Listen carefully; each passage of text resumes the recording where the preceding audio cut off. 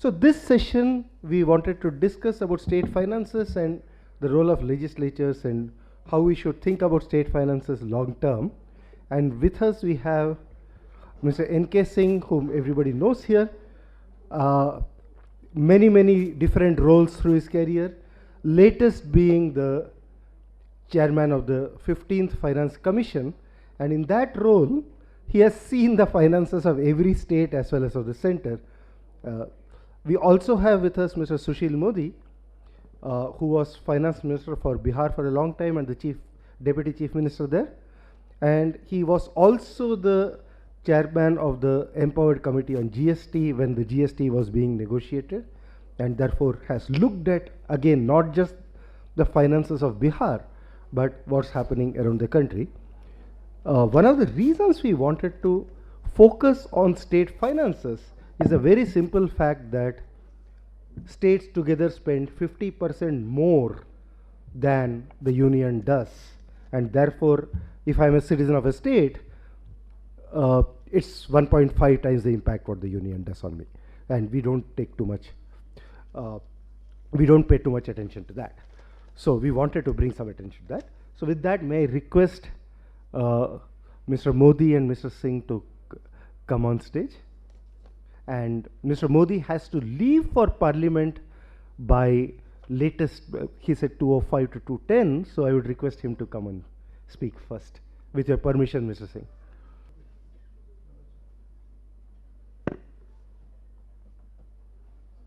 So there are our report on state finances is available both on the tables and outside, so you could take a look at it if you want. But there are some major themes that are happening in states, especially in the longer term. Fiscal health of states is at least of concern to many people, and we wanted to discuss some of that. So with that, I will hand over to Mr. Modi so that we make the most of the time before he has to leave for Parliament. Sri Madhavan ji, respected Mr. N.K. Singh ji, and friends. मैं क्षमा प्रार्थी हूँ कि मैंने बहुत पहले समय दिया था माधवन जी को कि मैं पूरा समय रहूँगा, लेकिन पार्लियामेंट में एक डिबेट है, इसलिए मुझे 2:10 पर यहाँ से जाना पड़ेगा। तो मैं एन.के. सिंह जी से भी क्षमा चाहूँगा कि मुझे बीच में से जाना पड़ेगा।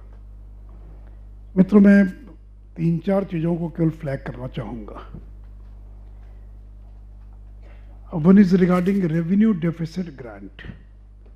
On this issue, many times I had discussion with Mr. N.K. Singh ji, because he was the person who was chairing 15th Finance Commission, and that Finance Commission has recommended 2,94,000 crore during its tenure to about 15 or 16 states.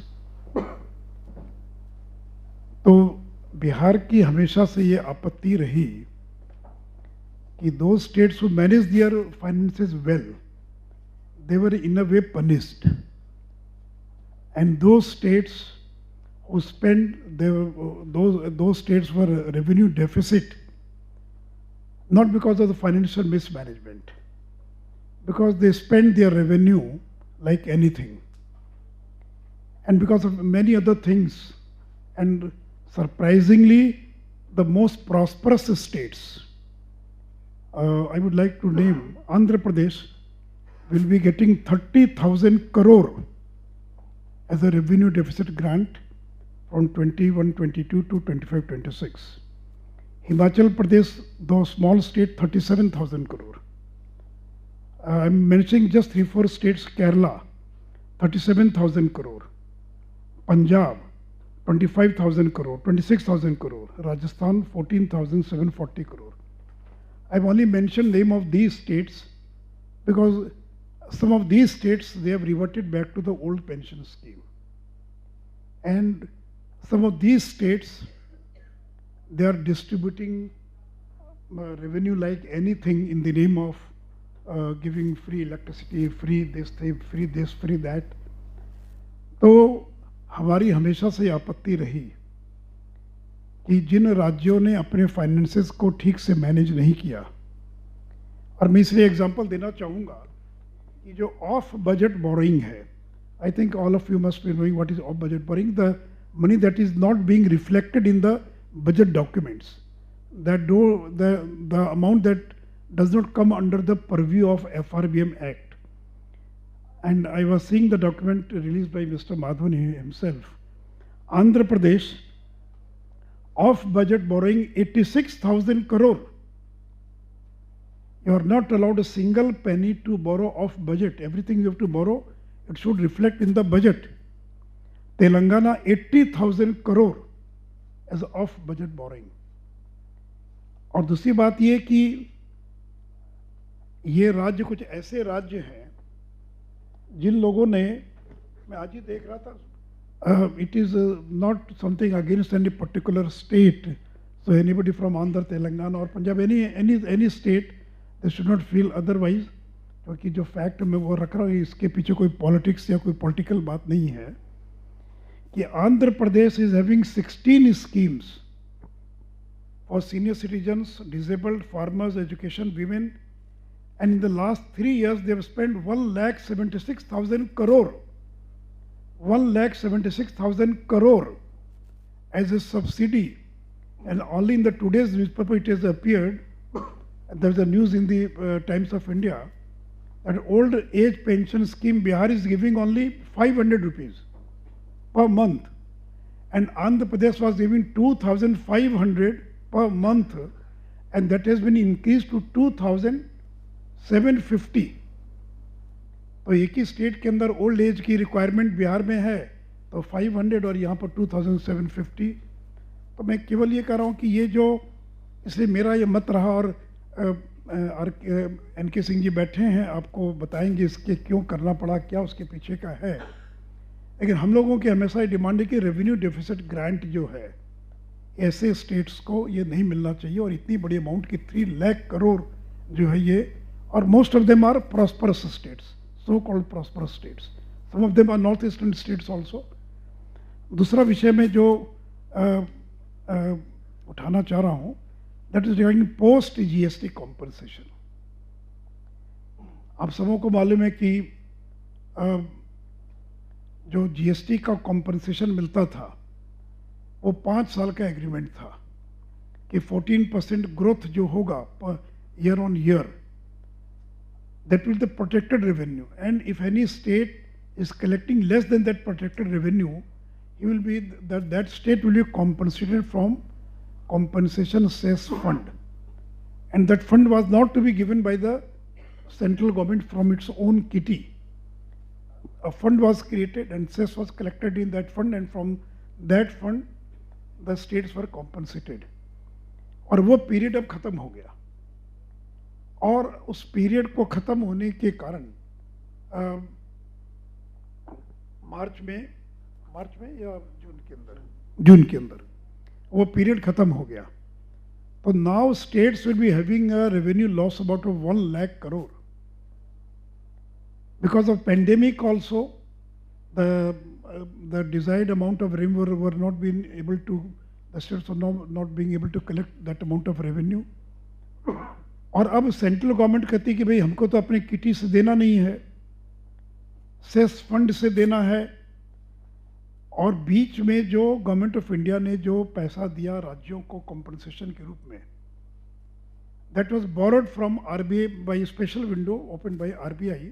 तो government of India took a loan about 2,50,000 crore, and out of that loan it was disbursed to the states as a compensation. तो अब जो compensation का जो period है, already it is been extended for another 3 years, 26 तक इसको बढ़ा दिया गया है. लेकिन जो कॉम्पनसेशन सेस फंड में जो पैसा आएगा, जो रुपया आएगा, that will be used to serve the debt that the government of India has taken, to serve the debt, interest payment and the arrears of the state government. तो अगर GST council चाहे भी सेस से राज्यों को compensate करने के लिए तो संभव नहीं है, क्योंकि जो आइटम सेस फंड में थे, सेस जिन पर लगा हुआ था, अब उन पर और सेस लगाना संभव नहीं है, नए आइटम्स को उसमें इंक्लूड करना संभव नहीं है. तो मैं NK सिंह से भी चाहूँगा कि अगर इनके पास कोई आइडिया हो कि क्या रास्ता है, what is way forward, because the states will be losing about 1 lakh crore, and the states like Bihar and other backward states, they will be losing the most, and government of India can't compensate from its own kitty. तो क्या उपाय है, क्या रास्ता निकल सकता है, क्या हो सकता है?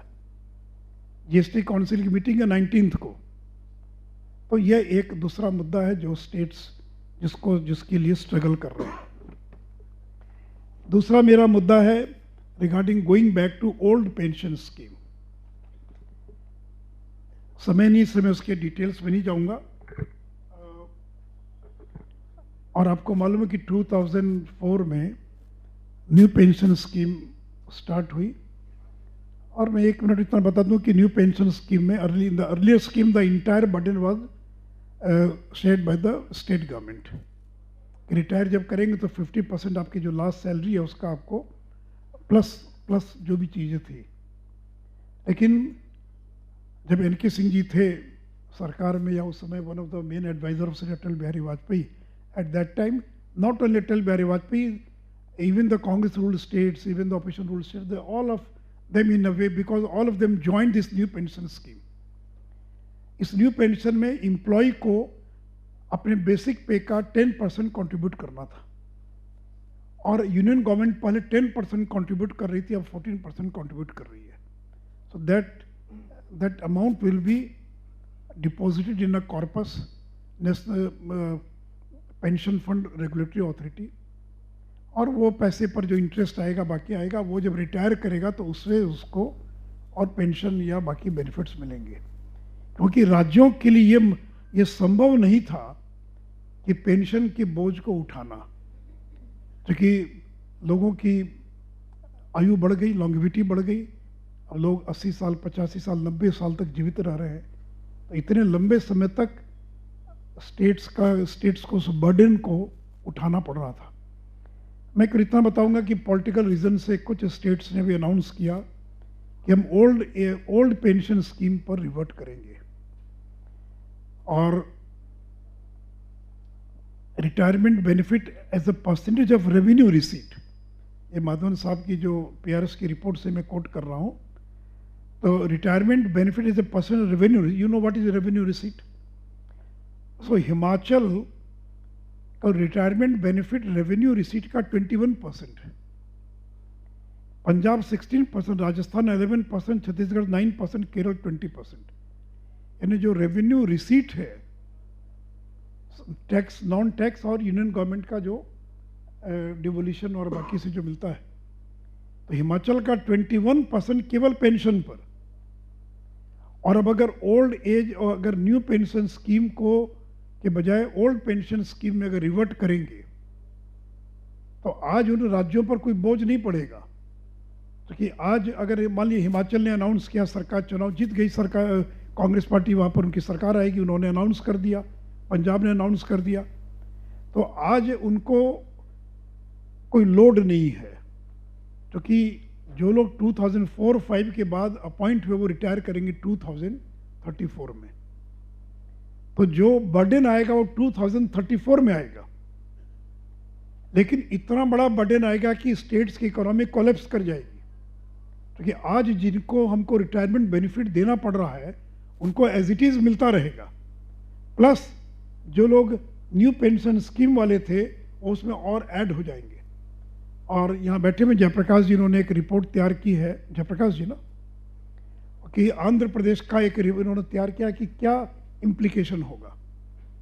तो यानी कि ये एक ऐसा डिजास्टर होने जा रहा है कि अगर, और इसमें फिर एन.के. सिंह जी से आकर को वे, इसका क्या वे फॉरवर्ड है, क्या रास्ता निकलेगा, क्या रास्ता हो सकता है। मेरे दिमाग में एक रास्ता में मैं पॉलिटिकल एक्टिविस्ट हूँ, मैं कोई इकोनॉमिस्ट हूँ, मैं इकोनॉमिक्स का ABCD नहीं जानता हूँ। फाइनेंस के बारे में मुझे केवल मंत्री बनने के बाद जो जानकारी है, मुझसे ज़्यादा जानकारी यहाँ बैठे बच्चों को होगी। लेकिन मेरे दिमाग में जो एक बात आई है उसको आप और एक्सपेंड करें।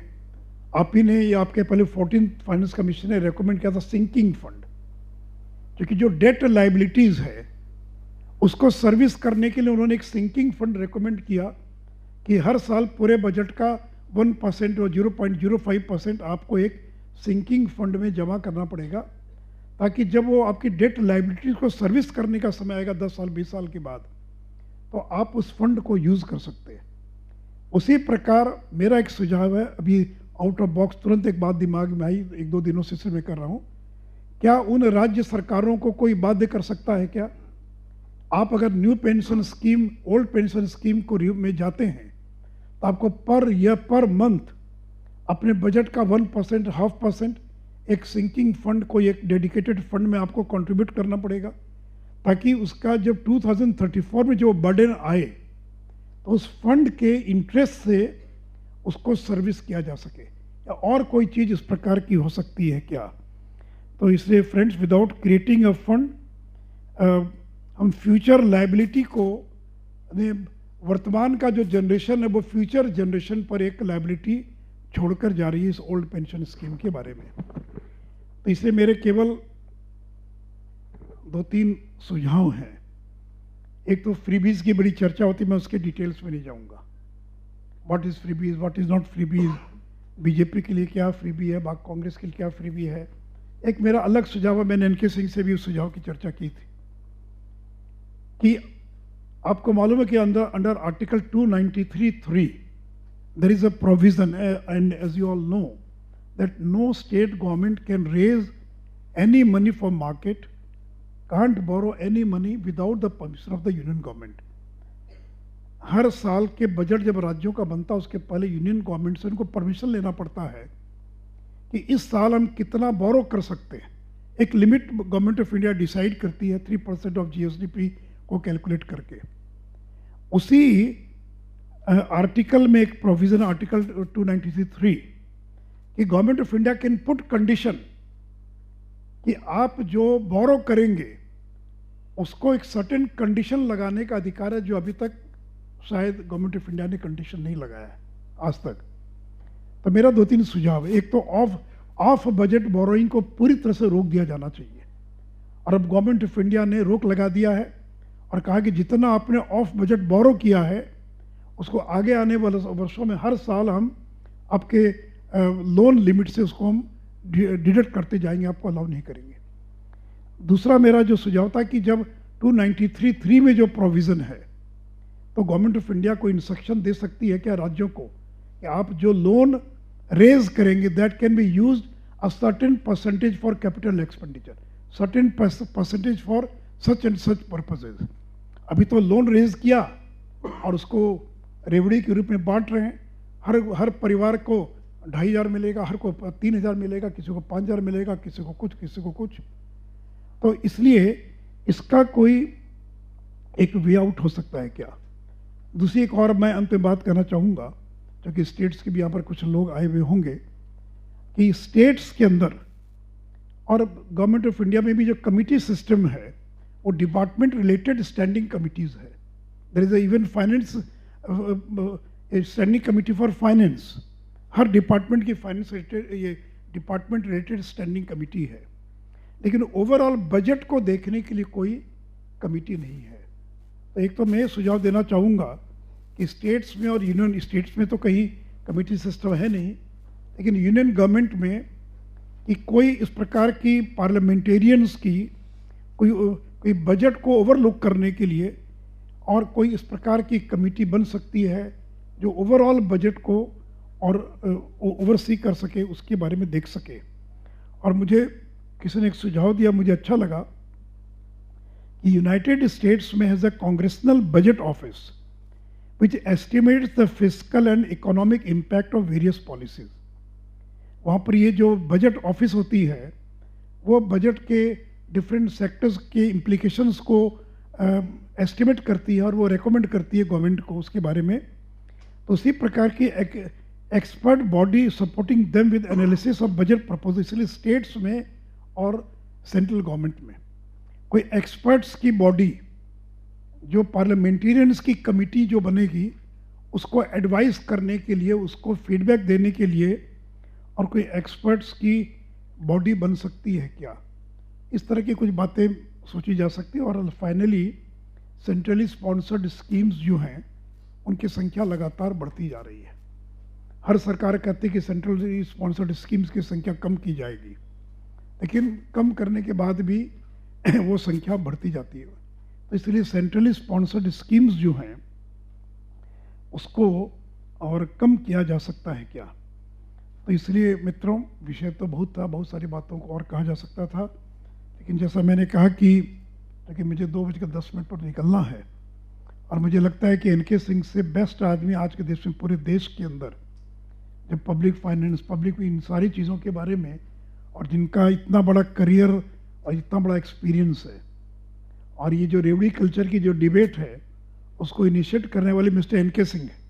ये दिल्ली यूनिवर्सिटी के एक प्रोग्राम में गए थे, वहीं उन्होंने पहली बार फ्रीबीज, नॉट रेवड़ी तो यूज़ किया पीएम ने, लेकिन उन्होंने फ्रीबीज के बारे में पहली बार इस डिबेट को और स्टार्ट किया, और आज एक बड़ी डिबेट बन गई है, फ्रीबीज क्या फ्रीबीज है, क्या फ्रीबीज नहीं है। अब टीवी बांटना फ्रीबी है कि नहीं है? शादी के अंदर हर महिला को मंगलसूत्र देना, ये क्या समझा जाएगा? भी बिजली का कनेक्शन फ्री देना समझ में आ सकता है, लेकिन जिंदगी भर फ्री इलेक्ट्रिसिटी यूज करेंगे, तो दोनों में अंतर है। तो इसलिए मैं उस डिबेट में नहीं जाऊंगा कि, और इस कॉम्पिटिटिव पॉलिटिक्स में हर पार्टी को करना पड़ता है।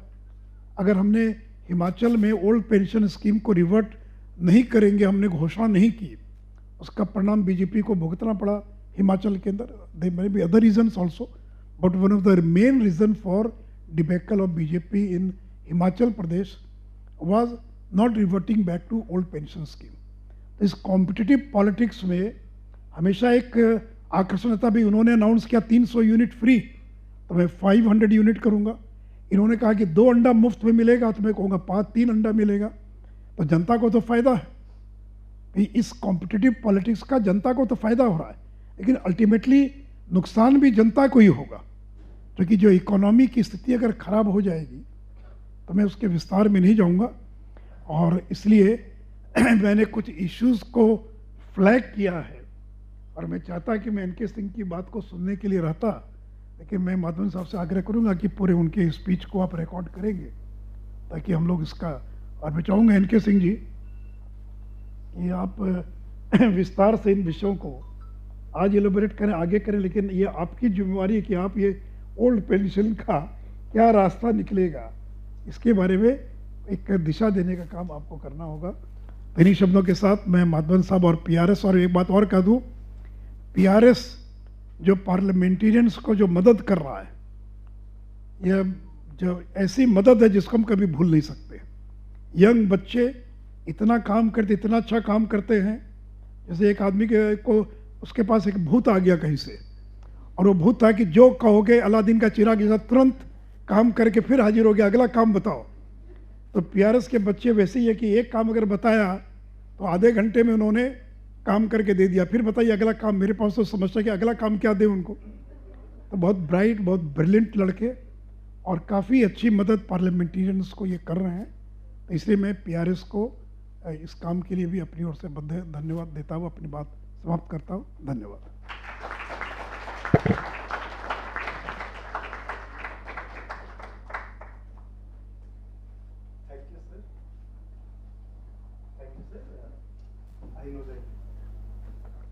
Parliamentary duties, especially as PRS, I have to say that parliamentary duties have to be the most important. So thank you. So I didn't get a chance to properly welcome Mr. N.K. Singh, but I must tell you that we have known Mr. Singh as a friend of PRS for quite a while. He was a Rajya Sabha MP, that's when we started interacting first, and he has been a big supporter for a lot of our work. So thank you, sir, for all of that. I'll just, would you like to actually say something, or I'll respond to his questions or something else? Whichever way.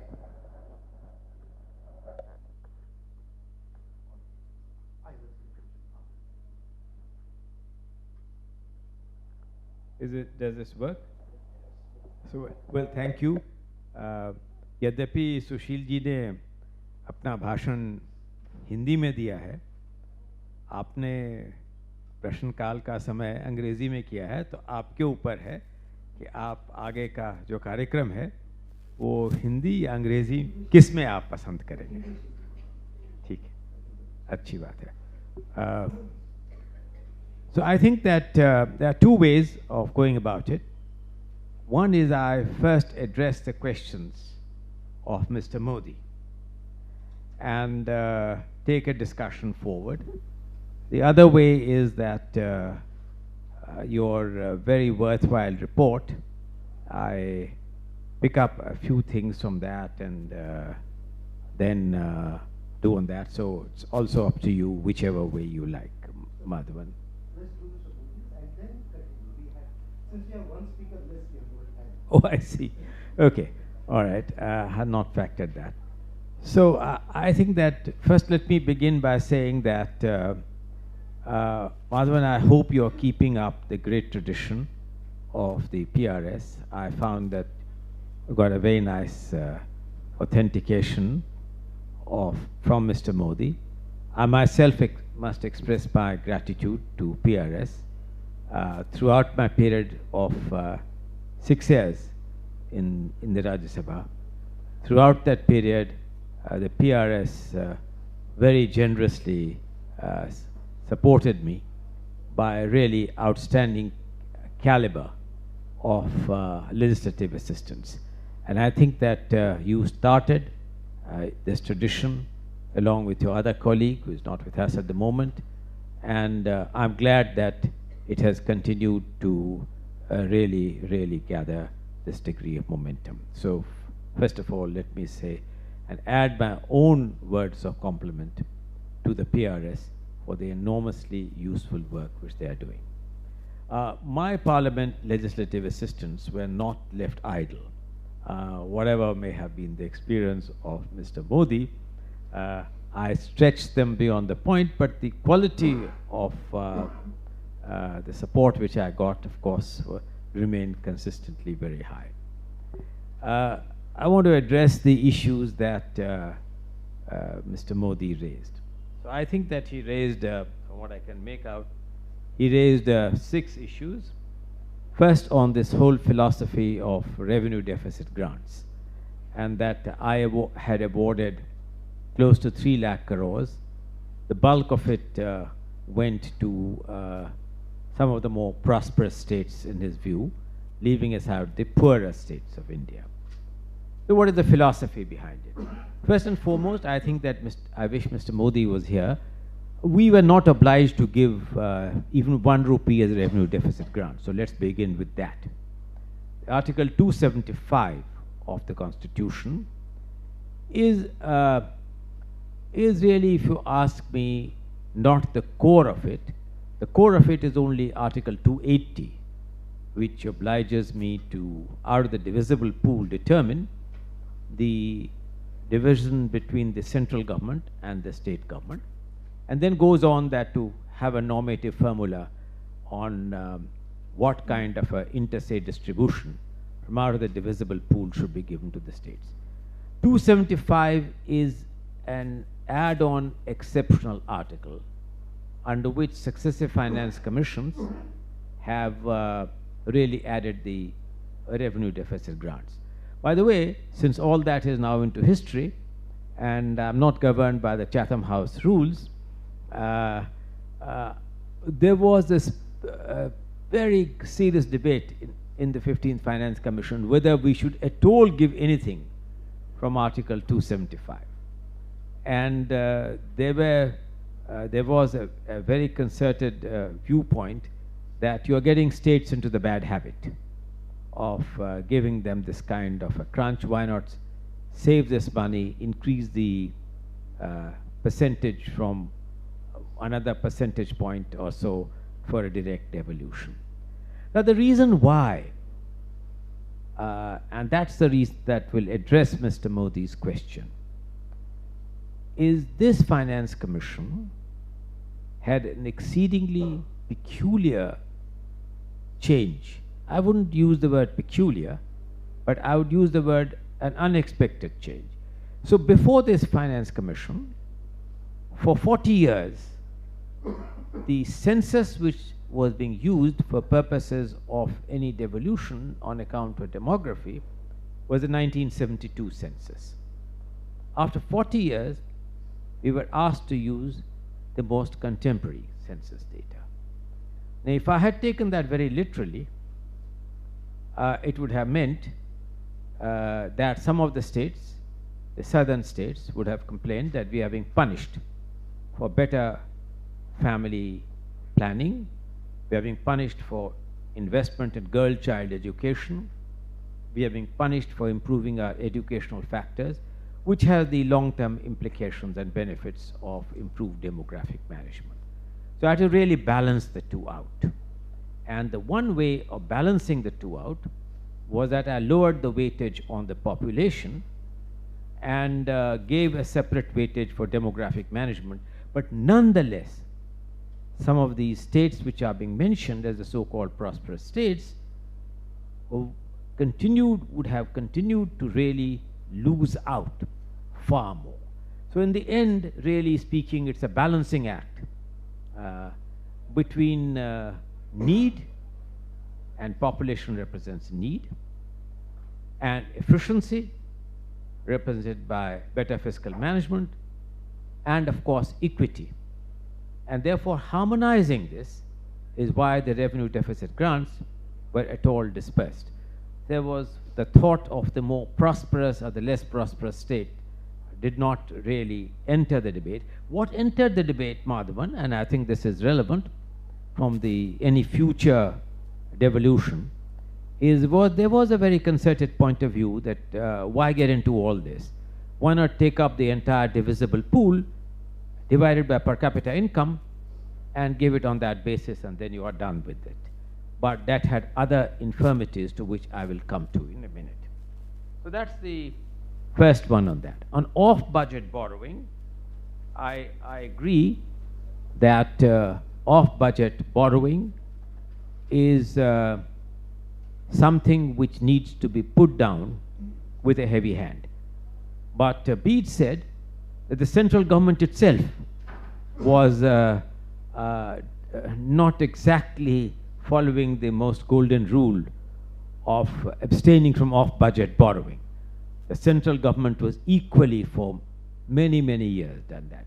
But Bede said, to the credit of the present finance minister, that for the first time she decided to take all but off-budget borrowings to be budget borrowings.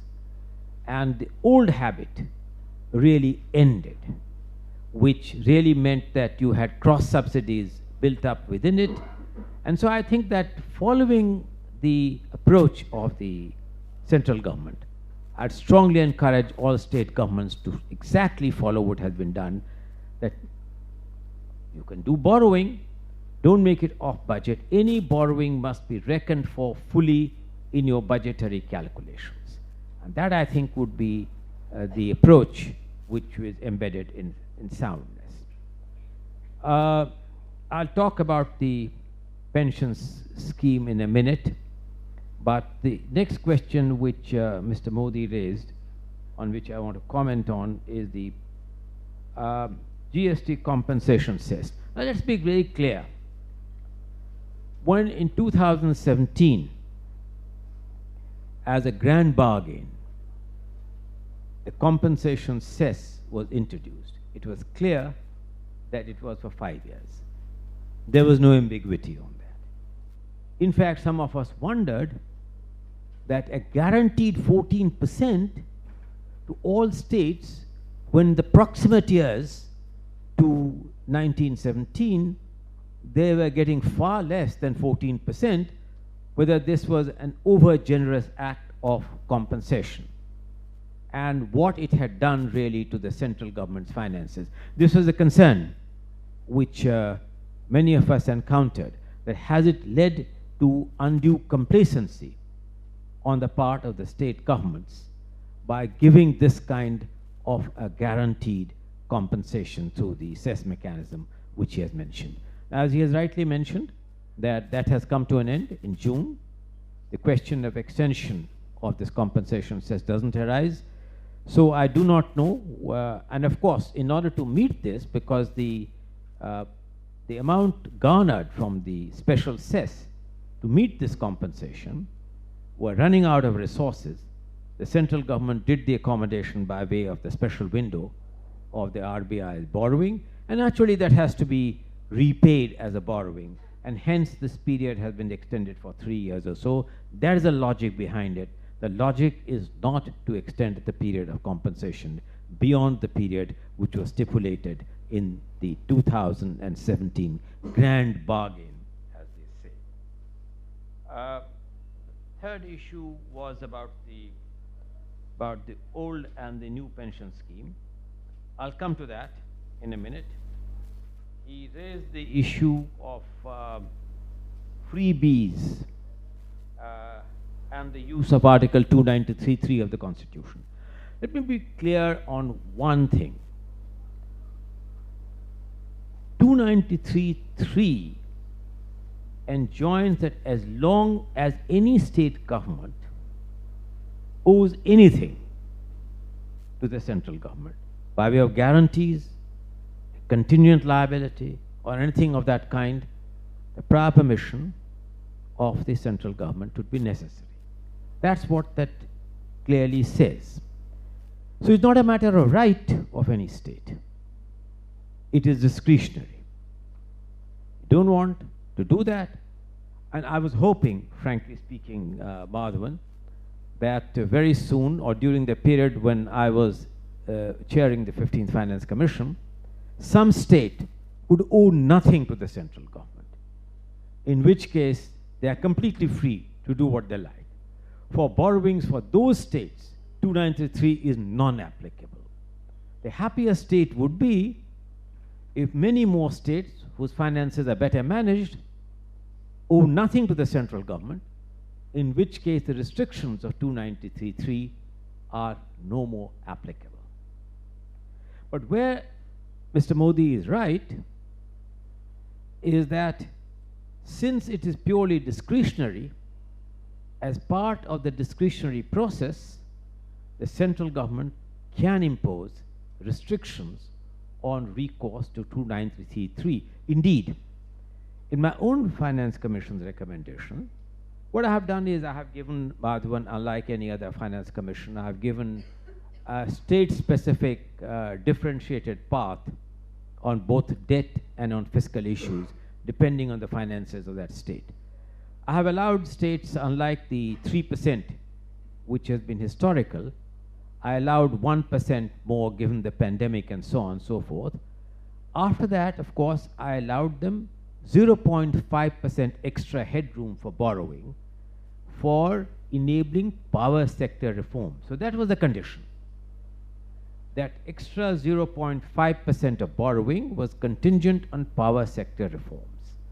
Now, I think that it is entirely up to the central government to impose conditions, because that 293(3) is not something which is mandatory. It is purely discretionary. Of course, tradition has it that please remember that when the first 3% borrowing limit was accepted by the central government, it was under the FRBM Act of 2003. And of course, I had the privilege to chair the second FRBM committee report, to which might be in your question I'll come to. But when that was enacted of 3%, all state governments were encouraged to adopt similar legislations, FRBM legislations. All state governments acted with alacrity, except Sikkim and West Bengal, which enacted this 293(3) or a similar provision somewhat later. So the 3% also is not a matter of right of any state. 3% is also a matter of discretion. And whatever is not the right can really attract restrictions by those who accord that permission. And it does not have to wait for a Finance Commission to do that. Now, the last point which he mentioned about restrictions on the freebies through any restrictions being put under the use of Article 293(3). Well, Sushilji is gone, but let me say this. In the end, all of us know that money is fungible. Once you have the money, how do you relate the use of that money to the exact outcome of that money? Because in the end, it is all fungible. So for instance, if you remember, many people remember that in the earlier tradition, when Government of India used to do disinvestment, there used to be a restriction that this money from the disinvestment proposal would be spent on X, Y, Z. To some extent it was fictional, because money, once it comes in, is fungible, and you cannot really restrict that use of money beyond a certain point. But of course, as a guideline and as a framework, it is a good pointer. Last comment on last two comments. Old versus the new pension scheme. Now, I really think that what is happening is, in my view, will lead, it's an intergenerational choice. You are impoverishing the future at the expense of giving greater benefit to the present. I really think it is also a breach of trust, because the new pension scheme was adopted after a lot of deliberations based on an important committee's recommendation. It was adopted consciously by states. It was adopted as a measure of important economic change and reforms. What's that basic philosophy? The basic philosophy is, if you can't cut down the number of people whom you want to employ, then keeping in view what you owe to the future generation, that life quality. 34, of course, looks far. It's true, it's far. But look at all of you who are here, all young people. Is it fair? There is a moral consideration apart from an economic consideration. Should you really burden the future at the expense of the flexibility you have at the present? This is a moral choice. Apart from the moral choice, how to really do that, I think there are some creative ideas, like a sinking fund, which he mentioned about the 14th Finance Commission. Incidentally, much before the 14th Finance Commission, when India's debt position was somewhat more tenuous than it is today, and it is also a bit tenuous today, and I'll comment on that a little bit in response to your question. I think that you require a sinking fund, not only by states. You may require a sinking fund for the general government. By the general government, I mean by the union and the states, to retire debt in an orderly way. Those states which move to the old pension scheme and compromise on the moral consideration, apart from imposing this burden to the future generation, also then in the same moral strain, find a mechanism for doing that. In that sense, the suggestion of Mr. Sushil Modi is a very worthwhile one to examine, this condition of a sinking fund for the states. Last one, centrally sponsored schemes. I think on the centrally sponsored schemes, I think that I have written quite a chapter on it. I was myself troubled.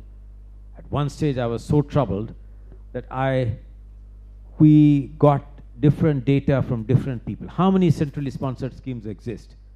Believe me, to each institution I asked for, I got a different number, including when I asked the Controller and Auditor General of India. But the number is unexceptionally high. And of course, with each orientation of the government, what constitutes a national priority can also undergo a revised definition. And also, apart from that, the funding mechanism, there should be a degree of predictability and certainty in the funding mechanism. Sometimes 50%, sometimes to begin with 60%. By the way, there are some centrally sponsored schemes which I have often called the honey trap, that in the initial stages, you get a much larger proportion of the burden by the central government. So once you walk into that honey trap, it's difficult to get out of that honey trap, and then that number gets lowered, and each state government that faces a much higher burden, and each finance secretary would be going to the Honorable Chief Minister that, look, the burden is now so much increased, why don't you get rid of the centrally sponsored scheme itself, which is a choice that any state government can at any point exercise. Then of course the consideration comes, but after all, I know we are getting only 30% from the central government and 50%, but at least we are getting 30%. Why lose that? Then that goes down to 20, etc. So I think that I generally agree that the path forward is a much deeper rationalization of the centrally sponsored schemes. The path forward also is greater predictability on the proportionality of burden between the central and the state government. And so I have addressed, Madhavan, the specific questions of Mr. Modi. I am at your disposal to address any other question which you would like. Thank you. Thank you, sir. I will actually take on the last part, centrally sponsored scheme, and a related issue, and both to me are to some extent constitutional issues. So in centrally sponsored schemes, many of them are actually pure state-list subjects, like on health, or let's say building toilets, which is sanitation. A lot of them are state subjects. If the center, of course, if the center wishes to give, it's its choice, but as a finance commission, if you see that the center has extra money to give, why don't you reduce the center's share from 59, because this is their, I mean, they have extra money, that's why they're giving, and put it as part of the devolution package. Why should the center have excess cash to be distributing on state-list subjects? Lovely question. Thanks. You know, this is a subject which is very dear to me, because I've said that the 7th schedule of the Constitution requires a new architecture. What is the 7th schedule? The 7th schedule is 3 lists: lists belonging of subjects which are purely union government subjects, lists which are purely state governments, lists of issues which are concurrent to both the center and the states, right? So the right thing to do, given the fact that, as you correctly pointed out, many of these schemes, I could take for instance education. On education, we had a further complication. Parliament, which is sovereign, enacted stand-alone legislations. The Right to Education Act, on a subject which is purely a state subject. That was parliamentary wisdom, and that is overarching and therefore transcends the 7th schedule. You had the right to employment. Employment is a state subject, but you have a right to employment. You have food security. I'll go on where, in addition to the centrally sponsored schemes, there are independent stand-alone legislations of Parliament which transcend the clarity of distribution in the 7th schedule of the Constitution. So the real remedy would be revisit fundamentally the 7th schedule of the Constitution, and all other questions will then become ancillary to it. I was about to ask about these standalone legislations, which to me was a different type of question. So let's just take, for example, right to food. That law gives any person a right to a certain amount, and it's just the same, like I go to court if I don't get that. It also says that the funding for that, center will get the food grain up to the state warehouse onwards the states have to pick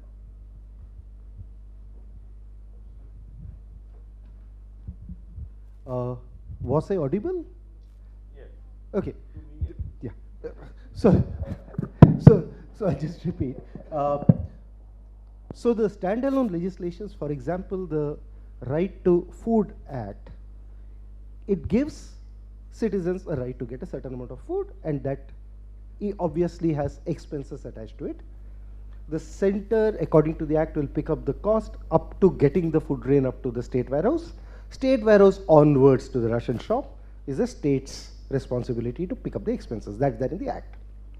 Can Parliament legislate in a way which imposes a certain cost to be borne by the state, and does that actually impinge upon the sovereign power of the state legislature to decide how it allocates its budgetary resources? Because this is as good as a charged item, because they don't have a choice, because it's a justiciable right. Let me say this. Suppose I asked you the reverse question, because I find Yamini is very knowledgeable on this subject that I'm going to touch on per se. Suppose I translated this to what would be the third tier of government, which is now embedded in the Constitution, Article 74, Article 75. If you translate a similar kind of a thing when it comes to what panchayats, municipal, local bodies and urban authorities would do, what would you say, Madhavan, a reasonable response of a sovereign should be? This is nice, yes. Put the question back to me. My question is, can Parliament impose costs onto states? Not just the rights part. The rights have costs without funding it from the center. If the center is funding 100%, I don't have a problem. You're actually saying that from your budgetary resources, you have to allocate a certain thing, and if you don't allocate, you're violating the law. Well, I think that it's a gray area. Let us say, right to education. Come back to that. It's a right. But of course, education is now in the concurrent list. So that's not true of all centrally sponsored schemes. They are all on subjects which are not part of the concurrent list. So you go back to the drawing board. I would say reasonably that perhaps it would be reasonable for them to impose such a restriction to be able to do so.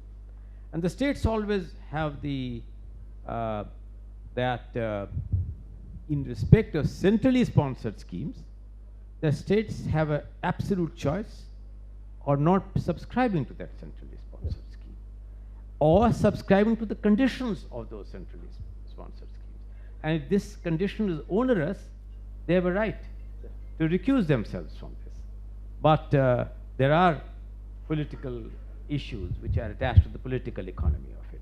But in absolute terms, I would say what you have raised is a valid point. So that's why I didn't talk about the CSS, I was talking about the legislated ones. So on the legislative ones, suppose you took and you are now talking of a legislative one which is not part of the concurrent list. Because that which is part of the concurrent list, the legislation that the central government will have will transcend any legislation that the state government on a similar subject may choose to have. So I take it therefore that you are saying that this does not pertain to education, the Right to Education Act, for instance, but you are saying on the food security. So even on the education, I'm not worried about the right part, but the fact that it's not funded, so it's preempting the state's resources. A state may prefer to spend its resources elsewhere, but it now doesn't have a choice because there's a central legislation which overrides it. No, what I mean is I'd come back to that question which I answered, that since the funding pattern has a degree of unpredictability, like for instance, even on education, please begin on that. On education, if you remember, initially when Mr. Sibal, as the HRD minister, had piloted the Right to Education Act, the funding pattern was vastly different than what it exists today, right? And this is on a subject where there is, of course, now a standalone legislation, but no state government on that account of the lowering of the funding pattern has chosen not to be part of this continuing process and subscribing to the RTI. Similarly, it would hold true of all other legislations which are enacted. They have an absolute choice, does not circumscribe their sovereignty. I do not want to subscribe to this. And nobody has tested that in a judiciary, that the state government is in violation of that particular provision, because they have an absolute right not to be part of that centrally sponsored scheme. Thank you, sir. Sir, another different question, which is, if you are looking long-term health of fiscal health of states, and part of your role is the previous committee which looked at FRBM was that, to some extent, how do states' finances stay healthy in the long term and yet put some debt limits, etc. I'm looking at a different angle there, which is that as we are seeing demographic changes happening, our TFR has come below 2 in many states. For example, TN is 1.8 and Andhra is 1.7. And if you're looking ahead, let's say 15, 20 years and ahead, the working age population, which is actually funding taxes, versus the older population, which is usually recipient of welfare, that ratio will become adverse with time. Are states thinking and planning for that? And should they not do that? And how does one think about it? So, two brief comments. Three brief comments. The first is my FRBM committee.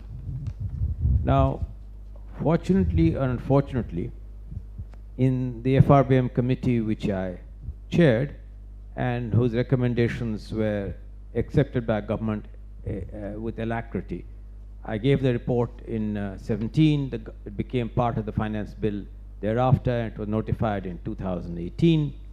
Broadly speaking, it had in one-liner that looking at India's per capita income and what peer group countries will do, the ideal debt to GDP for a country of India's size and other vulnerabilities, it should be 60% debt to GDP for the union as a whole, which meant the general government. And incidentally, when we talk of state finances, one of the things, Madhavan, we must keep in mind is, to some extent, it is a fiction, because investment and planners look at debt of general government. So the debt of the central government and the state government are flip sides of the same coin, because it's the general government which is important. That FRBM committee report of mine did 60% debt to GDP for the general government, 40% by the central government, 20% by the states. I did say in that committee that how this 20% should be dealt with requires a state-specific debt plan. And I recommended a debt cell office for each central government, for each state government, which is specific to that state government. And that how this should be done should be dealt with by the next Finance Commission. Little did I know that shortly after that, I would be heading the Finance Commission and therefore had to grapple with this very question I left unanswered in my FRBM committee report, having kicked the can. Thereafter, then, this couldn't be avoided anymore. That is why I have a debt-specific plan for each state.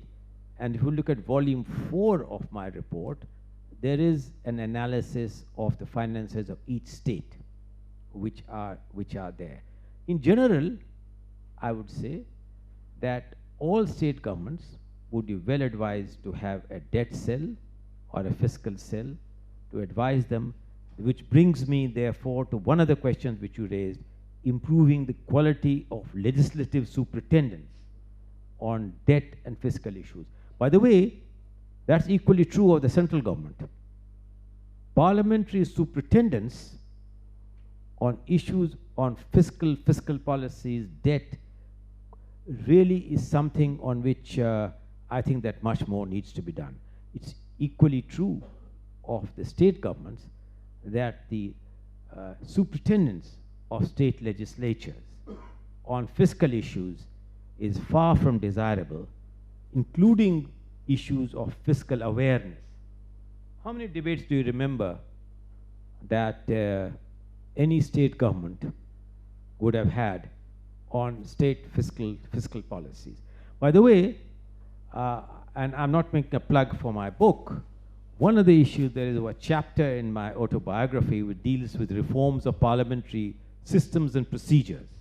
And if you look at that stuff on the parliamentary chapter, it was one of my laments that every time the fiscal deficit target was about to be breached, I would want to debate in Parliament, and some very, very distinguished, very knowledgeable people sitting next to me, whose names I will not mention, but I have mentioned it in my book, is that they would say, oh, that's my favorite subject, because all that any finance minister had to get up and say in Parliament is that, you know, the fiscal target was X, but I'm going to do X plus Y, because I'm having 60,000 more toilets, I'm having X, Y, Z on drinking water. Would you not like that? Yes, of course we would like to do that.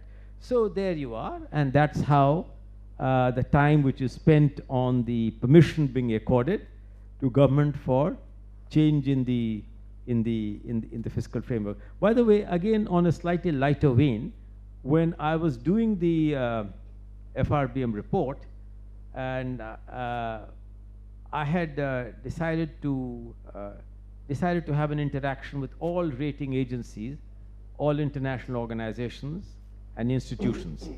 Now, I had invited really the World Bank also to make a presentation to me. From the World Bank, they had sent a managing director to make a presentation to me, a very senior person, I'll not name him. So he asked me the question that for any deviation on the fiscal targets, what are the consequences and what are mechanisms for enforcement? He asked me that question. I said, terrific mechanisms we have. Parliament has to give its consent to any deviation on the fiscal rule. So I asked him, what's the consequence of the country of which you were the finance minister? He said, oh, very simple, that president had to resign. So I said, I cannot even dream of a situation where anybody would venture to suggest that for any deviation of fiscal rules, the penalty should be such. But the broader issue which raised is the quality of monitoring and the quality of enforcement on fiscal and fiscal targets which have been there. There is no consensus on an independent fiscal institution. I think that the jury is out, because I don't want to make a plug for it, since 4 finance commissions have made a plug for it. But I do want to say that it is true that times are very uncertain. The pandemic has set back a lot of things. There are other kinds of global uncertainties, and we need to think the process through on what kind of new institutions we want to have. The GST Council is a good example of fiscal compact. I have said that we can have a similar one in respect of other matters, a GST type of derangement on, say, agriculture, on health, and things of that kind. Can we get some questions from the audience? Of course. There are mics around, if we can get questions from the audience. And there are no questions, I will force some questions from the audience. Yamini must ask a question. Good. Dr. JP and then Yamini there. Because she has to ask. Mathavan, this is a comment and a question both, because like everybody else, I'm a great fan of the fiscal federalism and the states' rights and so on and so forth. But if you look at current year's budget, the estimates for 22-23, the government of India has what I would call a structural deficit of 5.61 lakh crores. If you include just 3 items, salaries and pensions, transfers to states, interest payments. It's not that GY is flushed with funds. There is a huge crisis. We are somehow pretending that there is no problem. Yes, pandemic has imposed additional burdens. One day or the other, even those of us who are deeply committed to decentralization and federalism have to come to grips with the fiscal realities, even at the national level, and figure out a solution instead of burdening the union, pretending that there's money there, or each blaming the other. And I wonder if Mr. Singh has any comments to offer. Let me say this. As a broad sentiment, that we require a more predictable path of fiscal consolidation and a retirement of debt. Debt to GDP today is upwards of 85%, close to maybe somewhat in that region of 85% plus. What should be an ideal debt to GDP by FRBM's calculation was that both of them taken together should have been 60%. Instead of 60%, it is 85%. But that's the reality. So who can disagree that we require both a fiscal and a debt consolidation path applicable to both the central and the states? As far as the central government is concerned, however, by and large, with each budget, they have a 3-year they have that under the FRBM Act, 3 statements. One is a macroeconomic framework, medium-term fiscal statement, and by and large, they have adhered to that. Of course, the fact remains that in the last 1 year or so, the advantage of revenue buoyancy, which has helped them to meet that, if that is a permanent, durable change in the GST, which embeds what many of us who had dreamt of GST long ago, when I was even in the finance ministry at that time, didn't call it a GST, and so on. If that happens, that's a fundamental change. If the debt to GDP ratio, if the tax GDP ratio goes up to what the potential tax GDP ratio should be. And I had always argued that there is a 4 to 5% missing tax to GDP ratio. 4 to 5% of GDP is the missing factor to get our tax GDP to what peer group countries would have. That's another ball game altogether. But in the current year, if the additional tax to GDP is in the region of 4 to 5 lakh crores, at current GDP's reckoning, if you have 1.5% of GDP coming through tax buoyancy, that's really a factor which ameliorates the sense of crisis. Also, to some extent, I believe we have managed our finances with far greater prudence than many countries which had held the Riot Act to us. And in my last meeting with the managing director of the International Monetary Fund, little private lunch she had for some economists and so on, she said that we are in some awe of the way in which you have managed the pandemic without a goodbye to any rules of the fiscal game. And that has ensured a much softer landing than the somewhat harder landing. I, for one, do not believe that India is anywhere near any recession in the near term. The world in general is looking for how, not whether there will be a recession or not, but how shallow would that recession be. We are not looking at any recession. So, I mean, but of course, in the long run, what you are saying is absolutely correct. Also, I think that the conventional wisdom on what should be manageable levels of debt, I've done some mathematical calculation on the FRBM report on what is a cliff, what's approximate cliff on debt targets, and where do those fan charts lead you to. And I think all those need a fundamental rethink, and therefore we require a rethink on the overall framework of fiscal policies in the light of contemporary realities.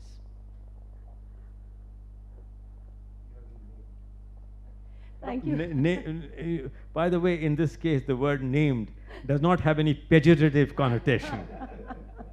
I was going to listen and not rabble-rouse, but now... no, but I think that listening to this conversation, and we've been round and round this question of fiscal federalism from a first principles perspective, point of view, about role of center, role of state vis-a-vis local government. And we've always, I think, whether it is the local government question that you posed, the parliamentary question, the constitutional question that Madhavan posed, well, I guess both of you posed constitutional questions, the schematic question of centrally sponsored schemes, even the GST compensation question, we've always circled around the same issue of first principles, political economy, reality. And I wonder whether we've missed the game altogether. And instead, if we were to shift our starting point on the debate on fiscal federalism to say that India is, like it or not, a centralized federal structure. It is even in the framing in the constitution. Political economy has deepened that across all political regimes, and state governments who cry hoarse when it comes to the central government, we know, play foul very poorly, deeply with local governments, not even setting up the state finance commissions. And a lot of what we do, whether it's at parliament or through schemes or through finance commissions vis-a-vis local governments in particular, are essentially compromises to keep a federal architecture going under the circumstances of a deeply centralized federal system. If we just say this is what our federal structure is going to be, where different levels of government have to compromise and compensate for things that other levels of government don't do, then maybe we can shift the conversation to asking what is the best way in which we can ensure that this three-tiered structure of governance operates in a way that, at least on principles of subsidiarity, function in a way that the best level of government performs at the right level of function. And so we can talk about, say for example, the issue of conditionalities being imposed on market borrowing. Conditionalities being imposed, you and I have argued about this with local governments as part of the Finance Commission grants. That then allows us to say, under circumstances where different levels of government have to compensate for inabilities of other level governments to enable governments to function, what are the most effective ways of devolving, or actually it's deconcentration, not devolving, deconcentrating finances in ways that public services get delivered effectively. It may help us to get around this. Otherwise, we are going round and round in circles. Because you're right, is it the job of the Central Finance Commission to be the only source of untied Finance Commission funds, pretty much with very few exceptions, to local governments? It should not. Your job constitutionally is to augment, not to substitute. But you end up substituting because the local governments are not augmenting. It is Parliament's job to set goals and not impose restrictions on state finances for states, but that happens consistently. So in this reality, can we talk about a more effective federalism? Might get us out of the current bind. So I think that, Yamini, it's a very nice, you put your hand on the reality in your first sentence by saying that we are a federation, we are not a confederation. That's the first starting point. And that being so, the Constitution visualized it, if you look at it, the sort of consideration at that time, notwithstanding Part 12 of the Constitution, to be what it is, which has got a little central bias on it. There's no embarrassment in admitting that reality. The complication arose for several reasons, one of which you pointed out very correctly, that in the hierarchy of governance, you added one hierarchy, which is the third tier, which is the cutting edge of the governance, where till this date, we know some of the things which you mentioned here has happened. What should be an ideal architecture of a federal model? You cannot answer that question, Yamini, in all honesty, till you revisit the drawing board on the 7th schedule of the Constitution. And please add in that 7th schedule the third tier, which did not exist when the seventh schedule was devised. So the historic changes which have taken place need to be fully factored in to make the debate a really, really meaningful debate in which all layers of government really are assigned obligations and responsibilities.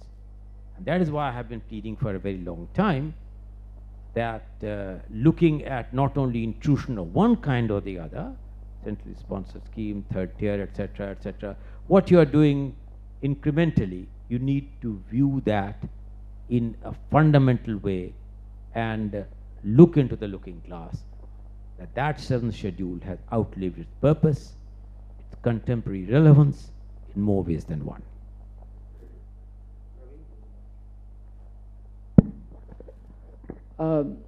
I want to ask a specific question around GST, maybe provocative, but let's, I think you alluded to the GST compensation guarantee and questioned where the 14% came from. And I also did read your report where you actually, in the 15th Finance Commission report, you acknowledged that GST's promises, economic club promises, did not pan out. And so let us role play for a moment. Let us say I'm the state of Tamil Nadu. In 2017, I'm told GST means you give up your rights for indirect taxation for some pooled rights. And then you tell me GST will lead to a 2% GDP boost. That was the number. I think it was NIPFP or somebody. And then we said there would be a tax buoyancy. So if you put all of this together, actually 14% doesn't seem very unreasonable, because we said we're going to see a GDP boost, and on top of that, we're going to see tax buoyancy. So there would be enough for everybody. Fine, so we get into this compact. Everybody acknowledges it did not work out. This was even before the pandemic. The GST collectively did not deliver the GDP boost that it was promised to. 5 years later, and then we went through a whole host of issues. Cess, of course, being a big issue by the union government. Second, the whole conditionality around when will I release your compensation when I need it the most, especially when we went through the pandemic and all. So it has led, we must acknowledge, it has led to an erosion of trust around fiscal federalism. We're not blaming anybody, but collectively it's led to an erosion of trust. So now 5 years later, we're in a situation where if I'm Tamil Nadu, you've told me that it didn't work out economically. There is no tax buoyancy. And by the way, there is no compensation guarantee. And guess what? The Supreme Court has just said that the GST Council recommendations are not binding on me. Why should I continue with GST? So let's put it this way. When did this GST issue all begin? On an anecdotal note, and going a long time back, between 91 and 92, when I was negotiating the upper credit tranche agreement with the International Monetary Fund and the structural adjustment loan of the World Bank, at that moment this word GST was not used. What was implied was that India would eventually look at a structure in which state excise taxes would be subsumed together to have a structured one. Somewhat later, as the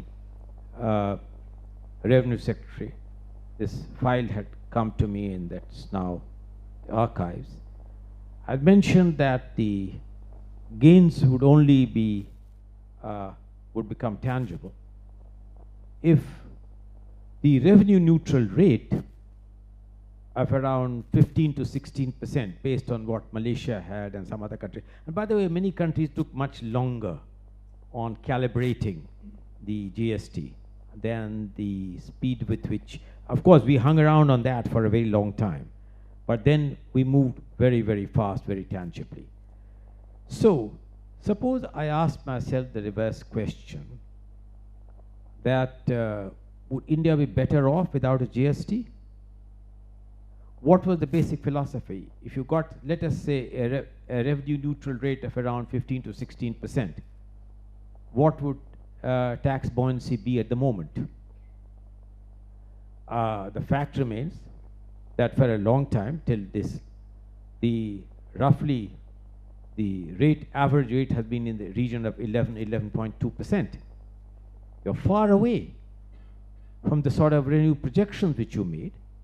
And this is because I think that you just had too many rates. You just had too many frequent rate changes. The technology platform was not exactly ideally what you did. But looking at what is happening in the last 1 year, certainly the revenue realizations from GST, and by the way, that helps the states too, because the state GST is also going up. I did mention the complacency it led to during that period of many state government tax officials and the finance secretary of one of the states also, and all that. So I think that the assumptions were much higher rates of tax to GDP ratio, much dramatically improved quality of compliance, simplicity of tax rates, bringing about the virtuous circles. So we need to really, in my view, look at how are we going to give a momentum to the realization of those objectives. One of the objectives was definitely improving the revenue potential, which will improve the flexibility of states, not only with better financial management, but also improve public outlays and much higher levels of capital expenditure on public outlays, which have multiplier effects in terms of growth rates and per capita income. So it is, at the end of the day, it is taxes are not in itself. They are means to enable the states to give much higher quality of public service, and much higher quality of infrastructure, much higher quality of health, much higher quality of education. So I think that that time has to some extent elapsed. We are in the current, unfortunately the 2 or 3 years were knocked off by the pandemic. Before that also we hit sluggish rates of economic growth. At this moment I think we need to build on the achievements, we need to build on the virtues. The technology platform is working much better. The tax look much better. We need to complete the unfinished agenda of the GST reforms. We need to have the political will to bring down the tax slabs further, rationalize them further. I'm not talking, I think that for a country of this kind, I don't subscribe to the view that a single rate GST is the answer. We will never be able to get there. But certainly I think that perhaps 3 rates is the way forward. It will have many virtuous multiplier circles. But thanks for asking that question. It is a fundamental question. Thank you, sir. At the outset, sir, I am fairly new to this subject, so apologies in advance if I bring down the quality of the conversation. So about 10 days ago, the Bihar state government, they established a cap over the fund outlay to 75% on state funded schemes. Now, looking at this vis-a-vis the fact that 1st February this year, the union budget came out. 1 month after, on 1st March, the Bihar state budget came out. So it's not like the state government did not know how much they were going to get from their devolution share. And yet, sir, it turns out that in the Bihar state government budget, they had overestimated the devolution amount that they were going to get from the union government. Now, what I'm trying to ask is, sir, that is this a common practice of overestimating your share from in the devolution fund? And because revenue is something that fundamentally one might underestimate, if not correctly estimate, let alone overestimate. So is this a common practice? And if that is so, then what is the fiscal sense behind it? Well, No, I think that I should have answered a question which Right, sir, Mr. yeah. Sushil Modi had raised. Is there a premium on fiscal profligacy and a penalty on fiscal rectitude? That's the question which he asked, and I should have answered that question. He had perhaps one of the things he was mentioning is that he has been finance minister and deputy chief minister of Bihar for very long. Let's put it this way.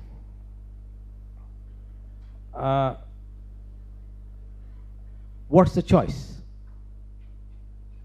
Why do you make devolutions? And how do you make devolutions from the central government? What formula? Looking at the fact of, however, and I have not touched and nobody has asked me to comment on.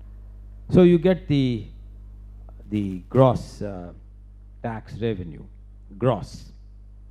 Before you come to the net divisible pool, you deduct many things. A cost of collection, that's understandable, dividends, etc., understandable. We deduct cess and surcharge, which is not a very small portion that goes out of the divisible pool.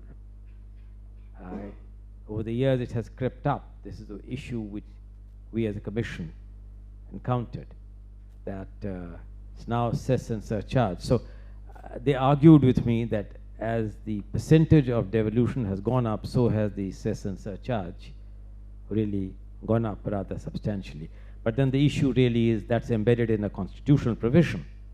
So many of you will remember that before the time of Mr. Vajpayee, not everything was divisible.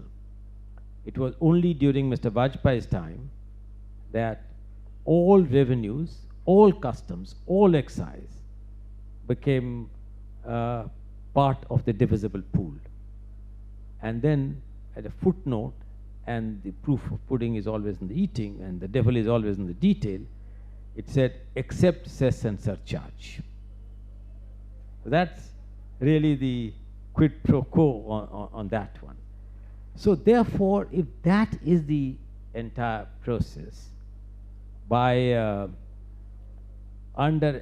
this kind of a thing that by the way, since I don't make Bihar government's budget, you will have to ask someone who makes that budget. But I think that that's not the common practice. And the common practice would be to act in accordance with the conformity of the kind of devolution which is expected, not overestimate the devolution, and therefore understate the actual extent of deficit to be able to support expenditure levels which would be unsupportable, because this is only a very short-term game. It catches up next year with you.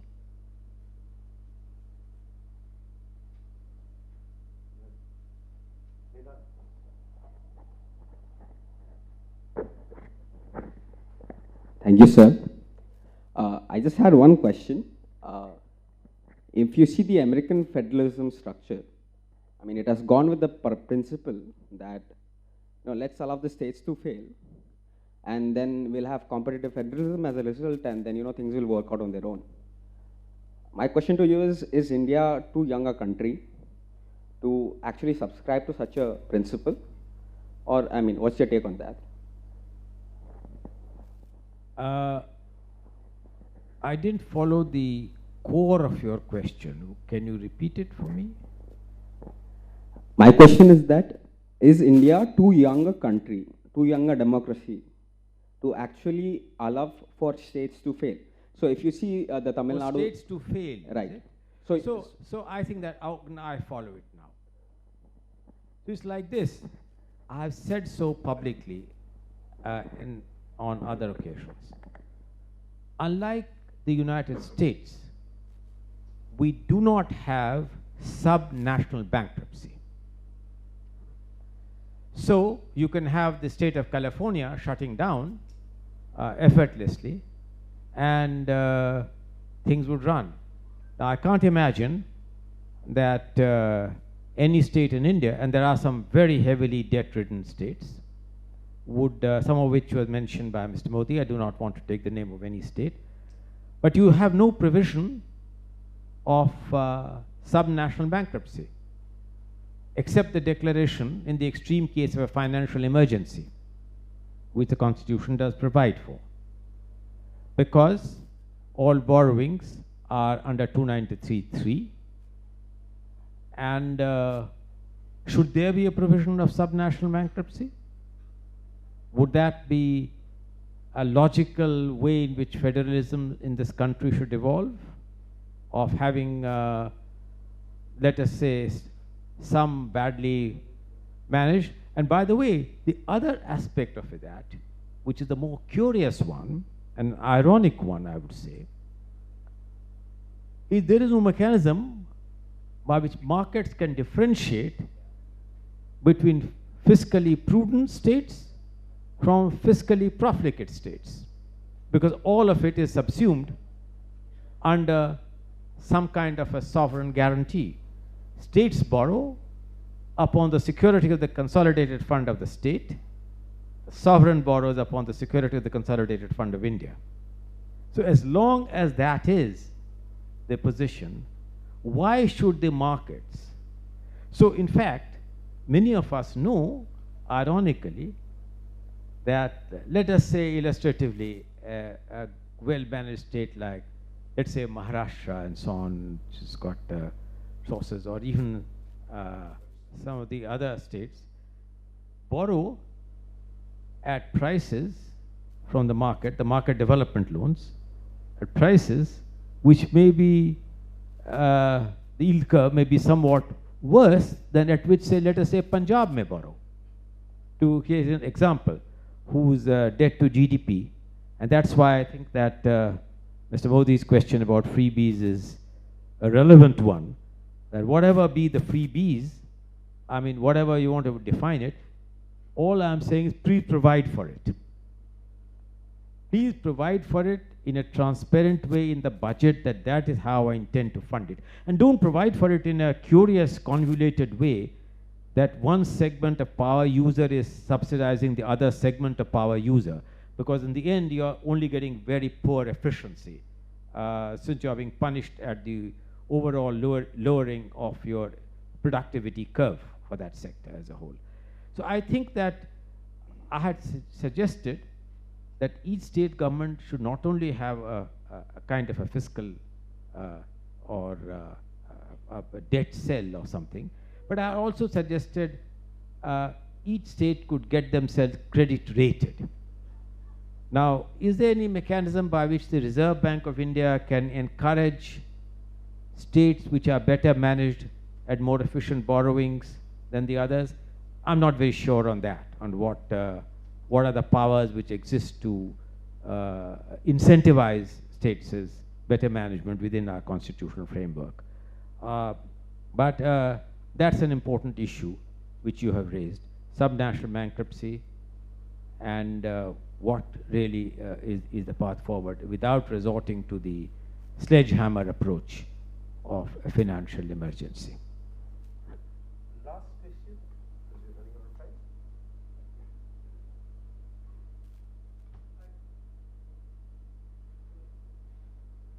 Hi, can you hear me? So, hi, I'm Nikhil Rampa. I'm looking at the unaudited accounts at the Comptroller and Auditor General of India, the state accounts. And it tells me that till October, the states which had committed about more than 10,000 crore on capital expenditure, they have not even touched 20 to 21% of the envisaged expenditure on capex this financial year. So it's the first year post-pandemic, the economy is reviving. What do you think are the consequences of such slow capex despite the economy improving? Very simple question. Yeah. Well, I said in the beginning, money is to some extent fungible, right? And all that one can say, the central government had given a special incentive of a special window or extraordinary gesture, 1 lakh crore for capital expenditure to the states. I wish they avail of that in letter and spirit, looking at the gainful multiplier effects of capital expenditure.